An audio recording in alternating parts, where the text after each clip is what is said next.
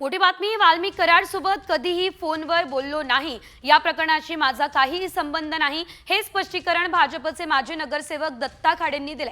खंडणी प्रकरणातील संशयित वाल्मिक कराड प्रकरणात दत्ता खाडे यांची सीआयडीने चौकशी केली।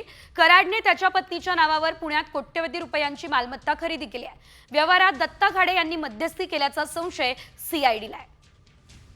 तर दत्ता खाडे यांच्यासोबत बातचीत केली आमचे प्रतिनिधी सागर आव्हाड यांनी। वाल्मिक कराड प्रकरणामध्ये भाजपचे माजी नगरसेवक दत्ता खाडे यांची सीआयडीने चौकशी केलेली आहे। दत्ताभाऊ आपल्यावर नाही ते मला तरी असं वाटतं तर थोडासा राजकारणाचा वास येतोय काय कुठंतरी बदनाम करायचं। आता हे महापालिकेचे इलेक्शन आलेले आहेत त्यातनं कुठंतरी प्रतिमा डॅमेज करायची असं कोणाचा तरी प्रयत्न असू शकतो।